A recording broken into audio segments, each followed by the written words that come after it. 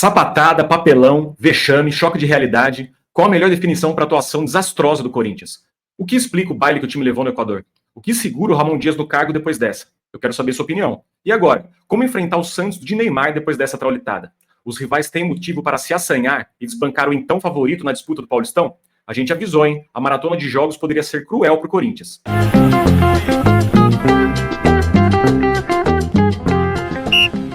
A diretoria mesmo dá mais importância para afagar um jogador em detrimento de mobilizar coletivamente a instituição para enfrentar esse tipo de jogo.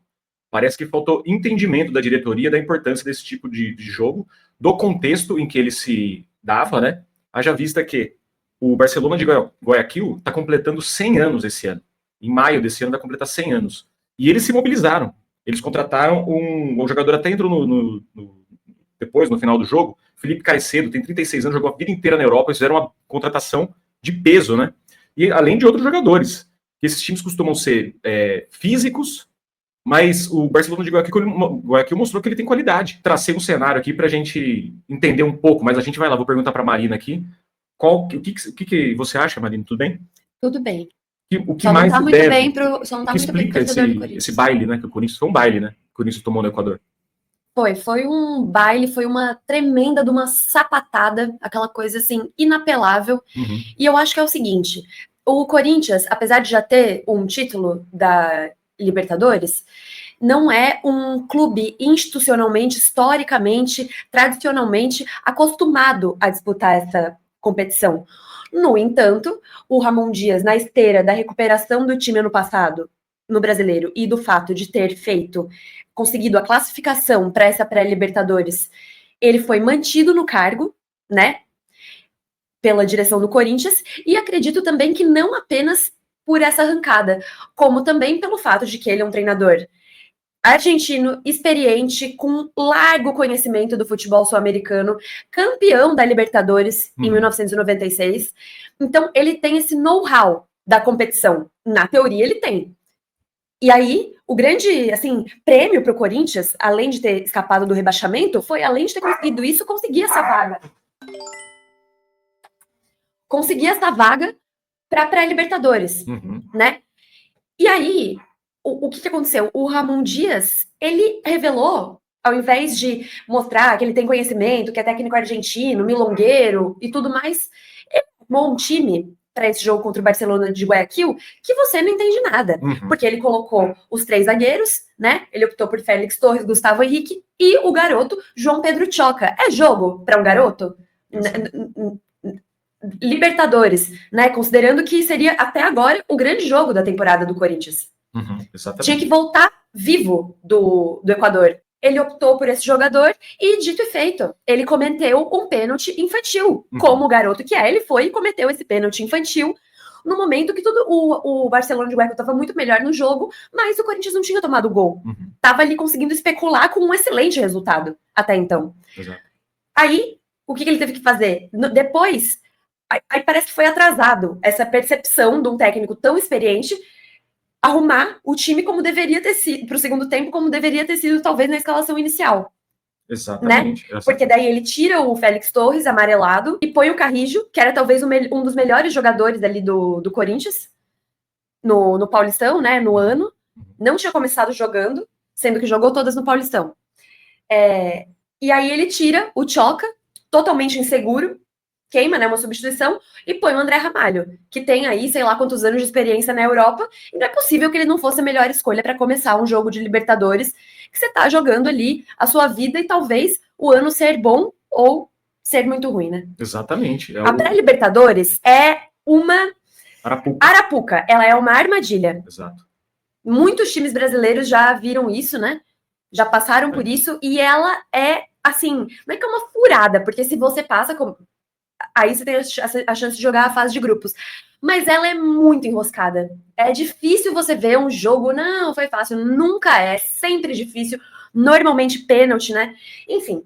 E aí, os jogadores da frente do Corinthians, né, Garro e Memphis e Yuri Alberto, eles fizeram um jogo péssimo. Principalmente o Memphis, que ele andava em campo. Não pegou na bola. Não pegou na bola. Então a Libertadores não é assim. E em oposição a isso...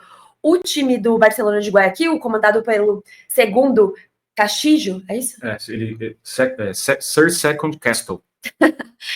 Com essa elegância, garbo, elegância, simplesmente sensacional, né? Você vê alguma coisa diferente nessa mesmice do futebol. E outra, ele, sim, é só esse estilo dele já confirma que ele foi trajado para uma noite de Libertadores no centenário do clube. É sim uma ocasião de gala. E quem fala que é ridículo não entende nada da vida, né? Não, eu só queria dizer também que aí você vê como a estratégia foi talvez equivocada, a falta do entendimento do adversário foi equivocado. O Corinthians fez os seus melhores jogos, inclusive trazendo um resgate do ano passado, preenchendo o meio de campo. Não com 3 zagueiros, mas preenchendo o meio de campo, com jogadores físicos. Quando ele coloca 3 zagueiros, ele faz uma linha de 5, não é 3 zagueiros. Ele se defende, ele opta por se defender. Tanto que eu acho que entrou, que é o lateral esquerdo, foi o Hugo, né? Foi. E o Mateuzinho. Você convida o time adversário a te atacar. E aí você não tinha noção, ele ficou no mano a mano. O Oyola, o Pelé é humilde. E o Corozo, o Messi humilde, o Oyola, e o Corozo, o Pelé equatorial, eles ficaram no mano a mano com os laterais, os zagueiros do Corinthians o tempo inteiro. Então o Corinthians deveria ter entrado preenchido o meio de campo, né, para poder evitar que a bola chegasse nesses atacantes. Exatamente. Eu não sei se o Ramon Dias pensou, ele, o Ramonzinho, né? Ramon e Ramonzinho, eu não sei se eles pensaram que dava para meio que, não exatamente poupar, mas fazer ali uma escalação, por exemplo, não colocando o melhor jogador ali do meio de campo, que é o Carrillo. Não precisa colocar no primeiro tempo, se precisar a gente coloca, porque daí a gente leva o resultado para Itaquera. Pois é, mas na Libertadores, meu filho, você piscou, ainda mais esses times equatorianos, nós já vimos muitas vezes isso acontecer com times brasileiros. Eles são perigosos, é traiçoeiro jogar lá. E a gente estava até falando... Então, times, não é o time lá semi-amador da Venezuela, não é. É o Barcelona de Guayaquil, que tem tradição na competição, uma certa tradição, né? Sim. Já chegou em final e tudo mais. Não é qualquer coisa. Na minha opinião, você tem que ir com força máxima na ida e na volta, obviamente, lá dentro da sua casa. Mas se você não fizer isso, a estratégia tem que ser muito bem feita. E não foi bem feita. E te digo mais, o São Paulo, do Dorival, quando foi jogar contra a LDU, na época que o Zubeldia era técnico da LDU, lá em Quito, que ainda tinha altitude e tudo mais, e Guayaquil é no nível do mar. Mas, tirando isso, o gol, esse jogo foi 2-1. Ninguém sabe como, porque era para ter sido também 3-0, 5-0 ou 4-1. Era para ter um placar muito mais elástico. E você assistindo aquele jogo, a impressão que dava realmente era que os jogadores eram, assim, máquinas físicas de drible, era uma correria. Deus nos acuda. Na época, o Dorival fez mais ou menos isso, de fazer um meio campo ali com os volantes, mais técnico, né, com o Gabriel Neves, enfim, não sei se foi isso que o Ramon Dias fez, botou o Bidon, o Alex Santana na escalação inicial. No caso do São Paulo, o Gabriel Neves, ele não achava um bote no meio de campo, ele não acertava a bola. Tanto que até hoje eu falo pra ele assim, caraca, você lembra daquele jogo do Johan Julio? Você lembra do Johan Julio? Que jogou no Santos, a torcida santista não queria ver ele nem pintado de ouro. Meu amigo, nesse jogo aí da LDU contra o São Paulo em Quito, o cara parecia o Pelé. O Pelé. Era o Pelé equatoriano da época. Era um negócio. Hoje o Corozo tomou esse posto dele. E o Corinthians passou um pouco por esse tipo de jogo. É muita correria, toque de bola, os caras fazem golaço. Toca pra cá, toca pra lá. Não adianta, você tem que entrar nesse jogo. Eu achei que não faltou vontade pro Corinthians, tá? Mas eu achei que eles estavam meio que desconectados, meio que uma desconcentração. E não pode, né? Exatamente. Aí, o que a gente vai passar para a questão do técnico. Os técnicos, né? Ramon e Ramonzinho. Tem salvação? Tipo assim, ele tem que... Para se manter no cargo, beleza, ele vai ter que virar o jogo em Itaquera, certo? Mas se não virar, mesmo que ele ganhe o Paulista, é improvável que ele permaneça, né? Lembrando que tem Tite e Titinho no mercado. Isso é um grande detalhe. Aí eu não sei se é porque a torcida do Corinthians ficou meio com birra do Tite... Consequentemente do Titinho. E consequentemente do Titinho, porque na época lá que o Corinthians estava meio que sem técnico e tudo, aí foi pro Flamengo. Aí, enfim. Lembrando o seguinte... Basicamente, para aguentar a hipocrisia do Tite, antes dele ir para o Flamengo, né? Quem aguentava a titibilidade, a hipocrisia do Tite, era a torcida do Corinthians. E eu acho que eles ficaram meio que com tolerância zero para isso. O fato de ter pouca gente no mercado, para esses clubes que o técnico, a torcida não gosta muito, acaba fazendo com que eles permaneçam até mais tempo no cargo, né? Mas eu acho que vai depender muito desse jogo com o Santos no fim de semana. A verdade é que a coisa estava ali mais ou menos tranquila, entre aspas, para o Corinthians, né? Uma campanha muito boa no Paulista, jogou muito mal contra o time venezuelano, mas no fim passou, e é isso aí. Mais resultado do que desempenho. Agora, o jogo com o Santos não estava com essa... Tudo isso não estava, talvez, com esse tamanho que tá agora. Ficou graças ao Corinthians. Ficou graças ao próprio Corinthians. Quando eu fui falar do técnico, eu lembrei de uma situação, eu esqueci de uma situação que eu vou falar agora. O Corinthians ainda não tinha passado por uma turbulência. E ele foi, assim como passou o Santos, antes do Neymar chegar, ficou vários jogos sem ganhar. O Palmeiras quase não classificou, porque começou muito mal. E o São Paulo também.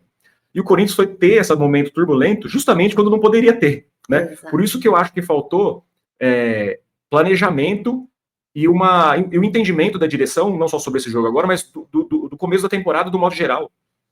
É melhor treinar o time, às vezes abrir mão do jogo no Campeonato Paulista. O Corinthians foi amassando todo mundo no Campeonato Paulista, com todo mundo jogando. O Roberto jogou vários jogos que não precisava, o próprio Memphis entrou contra o Guarani, só para mostrar para o técnico técnico da Holanda, que ele estava apto, que o Corinthians tinha recebido o técnico da Holanda para fazer um afago no Memphis. Olha qual que é a prioridade do Corinthians? Afagar um jogador que ganha 3 milhões de reais por mês e tem um monte de regalia, ou aprimorar o time, ter noção do que vem pela frente, dar prioridade, né? E, enfim, para a gente falar dessa troca, dessa questão do técnico. Aí eu te pergunto, você torcedor de todos os times, trocaria de técnico? Na sua opinião, qual foi o motivo dessa queda, dessa sapatada que o Corinthians tomou? Tem salvação? A Itaquera pode salvar o Corinthians? Comente aí, dê like e se inscreva no canal, tá bom? Então agora a gente vai passar pro semifinal. Não vou falar já falamos um pouquinho do Neymar, do Santos, né, daquele jogo, como foi, mas os rivais, vendo essa queda de produtividade do Corinthians, porque o campeonato estava meio na mão, assim, do Corinthians, né, obrigação do Corinthians, melhor campanha, melhor time, os rivais podem se assanhar, Santos, São Paulo ou Palmeiras?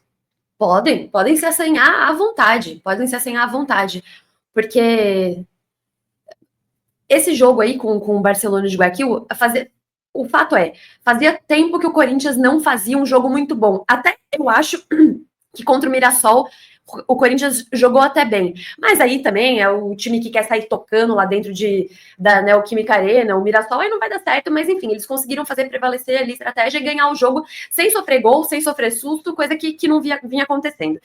Então, eu acho que meio que finalmente os rivais viram que um desempenho ruim do Corinthians significou uma sapatada no placar. Exatamente. O desempenho ruim deu match com o placar elástico num jogo importante. E aí, isso, assim, não sei se abala a confiança do Corinthians. O repórter da transmissão até trouxe, né, que estava brigando, que os jogadores estavam discutindo lá, depois do primeiro tempo, parecia que o clima não estava muito bom. Os rivais, eles só ficam assim, só ficam esfregando as mãos, porque meio que o Corinthians deu essa brecha para mostrar que... Mostrou fragilidade. Meio que todo mundo sabia, mas também não é tudo isso, não sei o quê, mas era aquela coisa, mas eles sempre estão ganhando os jogos no final, mesmo não jogando bem, eles estão dando uma sorte, e aí a sorte meio que parece que virou de lado ontem, não foi sorte em si, mas eu digo, aquela bola que o Maicon chuta, que ela vai na trave no final do jogo, fazendo aquele golzinho, nossa, ia dar uma injeção de ânimo, porque ia ter que tirar uma diferença muito menor. Em outros jogos, parecia que essa bola entrava, ontem não entrou. É por isso que eu tô dizendo esse ponto. Aquela bola do Memphis também, que ele... Acho que foi o primeiro chute do Corinthians no gol, que ele pegou na pequena área, chutou meio de bico, o goleiro pegou, se ela entra... E vinham entrando essas bolas. Enfim, a gente... Vou deixar aqui o link também de um vídeo que a gente tinha avisado sobre a maratona de jogos do Corinthians e fizemos outra observação sobre a data FIFA. Porque o Corinthians, essa semana, tem o Santos, se ele avançar do Santos, joga contra o Barcelona em Itaquera, tem no final de semana seguinte, tem o primeiro jogo da final do Campeonato Paulista e tem a convocação, a data FIFA, que vai ficar uma semana sem jogo, e o Memphis pode ser convocado, né? Aliás, a seleção até saiu a convocação agora, não teve nenhum do Corinthians, né? Podia ter o Iri Alberto e o Hugo, que estavam mais cotados. E a final do Campeonato Paulista é só depois. Ou seja, a gente vai deixar esse link também aqui para vocês assistirem, que a gente avisou, hein, que a maratona poderia prejudicar o Corinthians. E é isso, né? É isso aí. Então, não se esqueçam. Se inscrevam, deem like, e estamos aqui para falar não só de São Paulo, mas também de todos os clubes do futebol brasileiro. E uma homenagem a esse cara aqui. Beleza? Beijo na alma. Até a próxima.